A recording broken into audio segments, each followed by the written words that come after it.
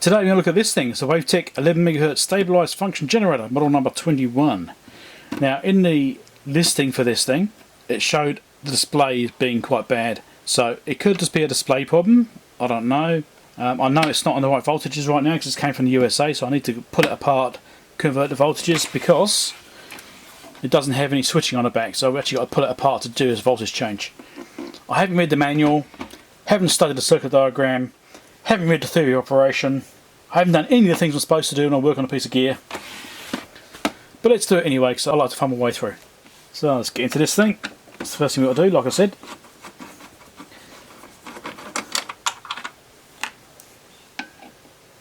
It's got a plastic casing instead of metal casing. Not quite so sure I'm keen on it, but here's what it is. It's like it slides out from the plastic housing. Okay. It does look like it's two parts as well, but we'll slide it out, that's fine.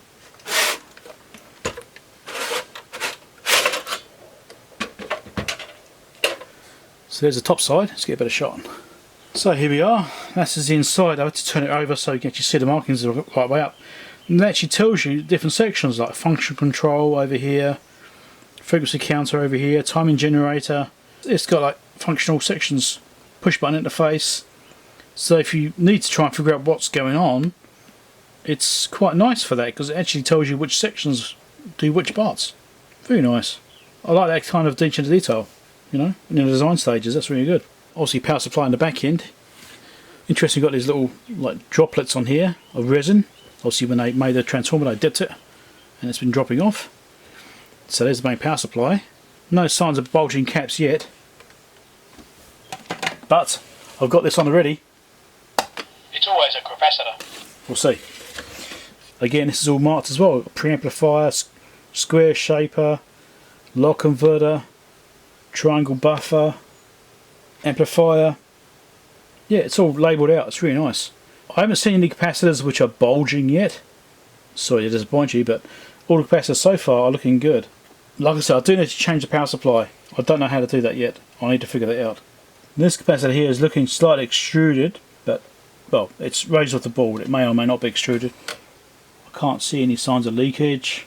There's no like oily stains on the boards or anything like that. All the caps, from what I can see so far, are actually looking really good. Nice. So, how the hell do I change the voltage in this thing? That's the first thing I need to figure out. So I think the adjustment for the voltage is actually under this panel here because you've got this sticker warning about line voltages being underneath it. And just on top of here, if you look through the hole, it says 115 volts. So I'm going to take this panel off because it may be there's like a jumper set up under here or something I have to swap around to get the voltage changed. So the top screw I already touched and it was actually loose, the bottom one is tight. So I guess it's just a fluke that the top one was a bit loose. I'll take both these screws out and I think that panel will slide off. It does. And what do we have inside here? So a big chunky power switch, you've got a fuse, there's a couple of jumpers down here. It's got this jumper block here which says 115 volts. So do I pull this off and turn it around? That's what I'm thinking I have to do, is pull it off and turn it around. So it's got these other jumper blocks over here and some circuitry which may or may not matter. I'm not quite sure what's going on there. I might need to read the manual. It might have to be a thing. Just pull these wires upwards. There we go. Let's try this. There is slack in there, I can see slack. This thing hasn't been powered for a long time. There we go. Right. Aha. Look, turn it over, the other side. It says 230 volts. And we'll put that back in that way. What do you reckon? Do you reckon that's right? Do we risk it? What do you think? Do you think you risk it? Comment down below. So I'm just going to verify that this is correct just by flipping over. I mean, I should just go and read the manual. I should, but I'm not going to. So what I'm going to do is a purpose of verification. So power switch is there, that's pushed in. If I measure across the pins on this plug here, it's in the 240 volt position. We're getting 78 ohms, 79 ohms. Pull this plug back off again and put it back on again the original way round. In these systems, what I'll do is I have two sets of windings on the transformer. Both of them are 120 volt windings. You'd have two windings in parallel, or in 240 volts you put two windings in series. You're getting 21 ohms in that position. Individual winding will be 40 ohms. T1 is in series, so therefore be 80. T1 is parallel, will be 20. So yes, 20 is correct. That's good. That makes sense. That should be right. So it's power listing out for the first time. Power on here. You should be able to see the hopping meter over here. No power drawn with the switch off. That is correct. We'll turn the power on. And we have a display. Kind of. Now I'm actually thinking that there's probably an issue with the zebra strips.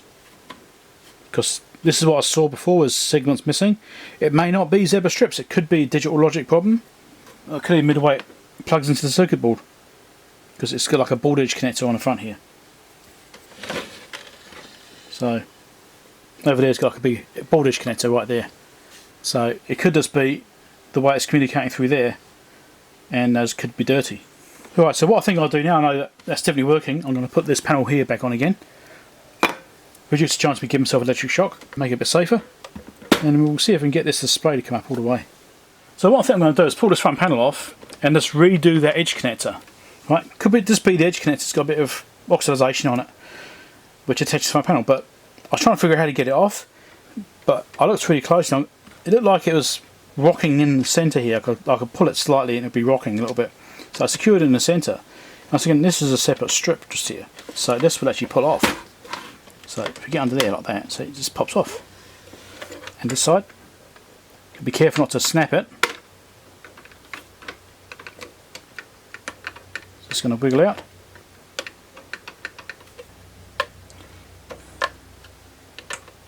Okay. Come on, pop out. I just don't want to snap it. It's like stuck in the middle. There we go.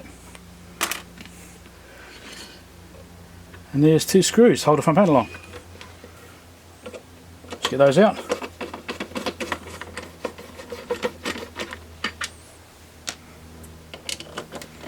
I might have to take these knobs off. Yes, I will actually have to take the knobs off. So I've got the iFixit set here, it's just using a 1.3mm I think.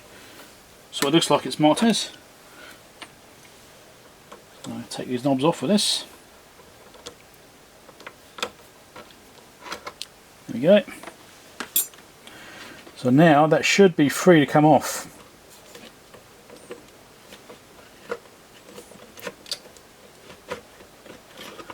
That's actually got a board edge connector on the back here as well, on the main PCB going into the back. Alright, so there's the front panel.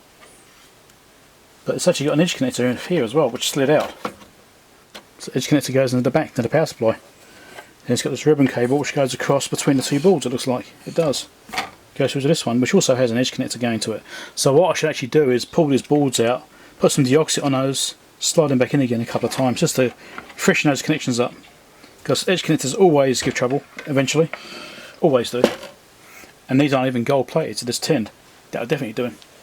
So I'm just cleaning up these edge connectors. I've done the other one already on the other side. Slide this one out.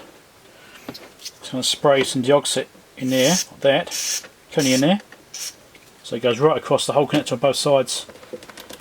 I'm just going to slide this in and out a few times, just to refreshen those connections. Between that and the deoxit, it should do a good job.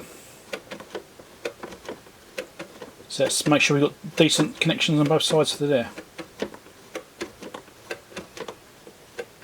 Because the amount of times I've actually found problems with board edge connectors, even gold plated ones. People assume the gold ones are okay. They're not. They still get oxidization and tarnishing. They still get it, just much less. Those last much longer and have far fewer problems. But they aren't perfect, they still get it. So I've actually proven this many times on bits of gear. Clean those connections up, can fix things, even if it's gold. I'll slot this in I think. Put a chopper slotting it back in there.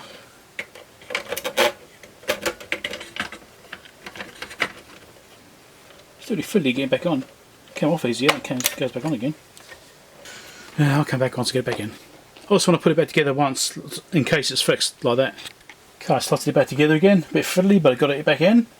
Let's turn the power back on. And the display doesn't look any different. Still got segments missing, so it doesn't look like it is that board edge connector after all. Let's put it back apart. So there's the front panel was removed, and here is the back of the panel, and you can see here that it's got these bent over bits of metal. This is a zebra strip display. You can also see the strips here and here. So we'll take the screws out, move it off the panel, and have a look at the other side. It may not even be those zebra strips, it could even be a logic problem. It could be a chip driver issue, which is a bit more involved to fix. Not hard, but a bit more involved. So we'll start by taking this board out first and looking at this side, because this is the most likely part to fail. I mean, the chip drivers can fail, and if it doesn't, it requires looking at the manual, unfortunately, and tracing it back and trying to figure out what's going on there. So it has a little washer in that one. So these are different screws. So I should probably make sure I put these down in the same order, because I'm going to take them out again. Each one's different.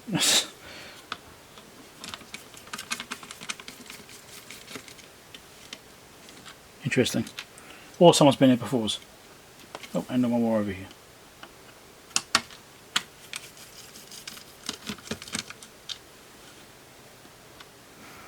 Okay.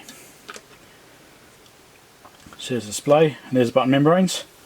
I should give those a bit of a clean with a little bit of alcohol at the same time while I'm in here. Just a tiny little bit, just to freshen them up. Let's have a close look at those and see if there's any issues with the actual solder joints, but they look fine initially. Just want to be absolutely sure they're definitely alright. Mechanical stresses and what have you. Those solder joints look absolutely perfect. They look really nice. Let's assume it's a display problem. Let's untwist this. Can't quite do it by hand, that's okay.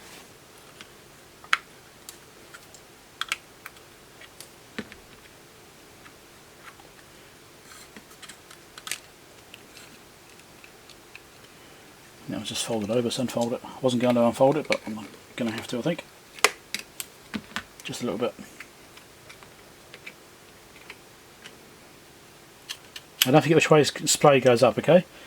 Numbers are the right way up. Okay. The zebra strips looking interesting, actually. We'll give this a clean up. We'll clean up all this side with a bit of IPA, like I said. And do those pads very gently with a bit of IPA. You've got to be careful not to overdo it. And zebra strips on this thing. It's like a frame. It's got a frame and the strips in it.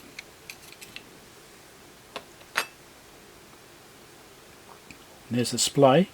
Can I pop that out? Usually it gets stuck to the strips.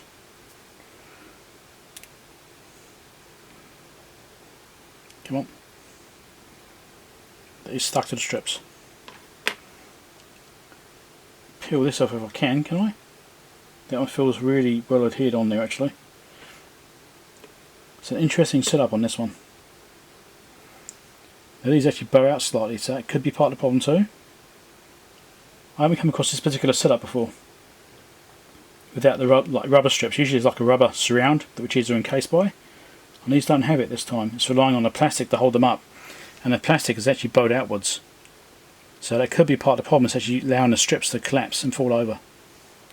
Maybe.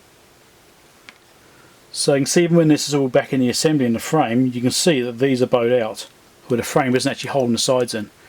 And that's allowing these things to collapse over sideways and have problems. So I'm going to do something with this frame to try and make it pinch that plastic more. I may have to shim the frame or put something in there, just to stop it from folding over, because that folding over could be causing the problem. So I just reassembled that. We'll find out shortly whether or not it's actually worse or better, or no different. Let's turn it on, see what happens. It appears to be complete this time. I don't know about using it, but anyway. Sine wave, square wave. So I lift the guide off, there we go. Right, function. How do we use this thing? Any idea? Well, those are working. Okay, so the buttons are working. I just don't know how to use it. But it looks like it is actually functional now. If I can just figure out how to use the damn thing. Yeah, so we're seeing a full display now. Before we had half those digits missing. So it's looking like we've got a lot more progress than we had before. I think I'll probably put the front panel back together now and actually try and figure out how to use it. That works. So I'm just trying to figure out how to use this thing. It looks like it does have issues with these buttons, or maybe there's an issue with the controllers. As you change functions, it's a bit jittery, right? It doesn't necessarily switch nicely. No, it's just kind of there, but not really. So it's jumping around up and down, and that doesn't really seem like a great interface. So I was doing a live stream right now whilst I'm recording this video, and someone pointed out that these are actually not to be pushed in the middle. They're left and right, so you have to push each side. And he's actually correct. That was David V that pointed that out, and it's right. And I'm pushing each side, then it's working correctly. So no, these aren't problematic. They're actually okay. It's purely the idiot that's driving it. So here's my Siglent scope here, the SDS2104 X Plus, kind of. So right now I've got the generator hooked up. I've got it set to DC output voltage, so it's got a DC mode here. DC offset is currently set to off, and it is sitting at 0 basically, right? As you can see there, it's looking okay. If I turn this thing, I don't have the knob back on there right now, so it's pretty hard to turn, but there we go. That's minimum setting. That's minus 10.7 volts. Bring it all the way up. Positive side is plus 10.7 volts. So that's nice and linear and equal. It's well balanced. They're all nice, well balanced. Turn it back off. So let's go to the next function over, which is sine wave. Amplitude's turned right down right now. We'll turn the amplitude up. And that is looking a little bit jumpiness in there. That pot needs clean. That's a bit noisy. So we need to clean that pot. I'll do them all. So minimum amplitude is right there. 1.6 volts peak to peak. At minimum. Now I'll turn it up. The maximum we're getting, when it's not glitching and being problematic because it's dirty, is about 20 volts peak to peak. So that's looking fine. So let's try the next waveform. Actually before that, let's change frequency. Let's change frequency down. So the current range is 1 kilohertz range basically, or 10 kilohertz range, whatever it might be. So let's wind this. Let's try and get exactly 1 kilohertz, although it's not easy on this thing. I'll stick the balance in the middle there. It's got like a coarse and fine control, they're both quite coarse really. Try and get down to exactly 1 kilohertz on display. It says 1 kilohertz there. What are we getting? 996 hertz. So yeah, a bit of rounding there I suppose, you could say that's right. I mean, it's just tending to sit down very slightly. Yeah, it's slightly better there. 997. It's flicking 101.01 kilohertz, flicking up. So yeah, that's actually looking pretty close as far as the actual accuracy there. So all that range, wind that one right up, and that's 10 kilohertz there, 10.7 kilohertz, and we're seeing 10.7 kilohertz on display. So that's nice. Let's increase the frequency range. Next range up, 107 kilohertz. 107 kilohertz, that's correct. Should be 1.07 megahertz. We're getting that on there. And 10.7 megahertz. We're also getting that on there. And that's looking really nice. It looks like it works fine now. Okay, let's try a square wave. A bit rounded off there, it's not surprising though. It's playing the amplitude. No, that didn't help that. So let's drop the frequency down. And it's squaring up. Don't think I don't have any loads on this thing. I don't have a 50 ohm load or anything like that, it's just straightening out. So it doesn't actually have any loading which might improve that. The square wave's looking okay, it's minimum there. That's at 400 kilohertz. And we'll drop this down. It's 400 hertz. 40 hertz. It's probably about 4 hertz I'm guessing. Should be 4 hertz, yep, 4 hertz. And there we go, 4 hertz. So it's actually looking alright. It looks like it works fine. Let's try a triangle wave. Maybe we'll speed this up a bit, eh? Yep, triangle wave's looking alright. Well, I'm happy with that. It seems to be working fine. Excellent. Right, so let's clean the pots. Basically what I did is got some dioxide, put it on top of the actual pots and just let it soak in and try to manipulate the tops of the pots and move them around a little bit just to try and open up the spaces in between the layers so it just works its way in. There's different methods of doing it. Some people like to drill holes in. I don't like to do that myself because you could get debris dropping into the actual pot and making it worse. So I like to let it be patient and let it sit on top and let it soak in, and it usually works. But sometimes you have to dismantle the pots and all sorts of things. But power on. Let's get a frequency going. Yeah, any frequency that will do. And let's wind the amplitude up and see what happens. Is it still jumpy? It's looking good now. There's no signs of glitching in that.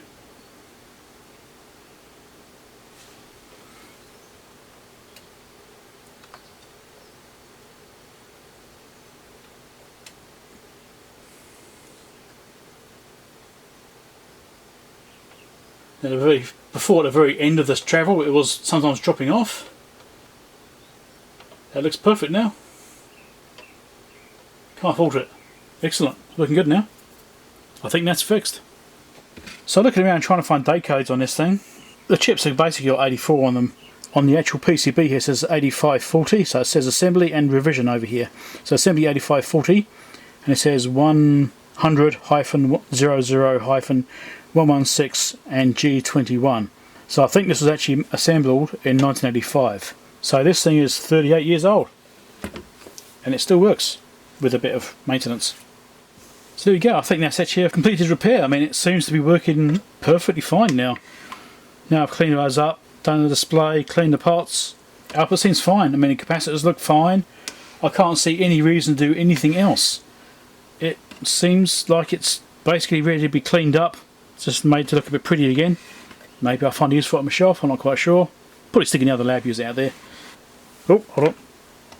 Click subscribe right now, quick, before you forget. Check out the other videos down below. Also the subscribe link just there.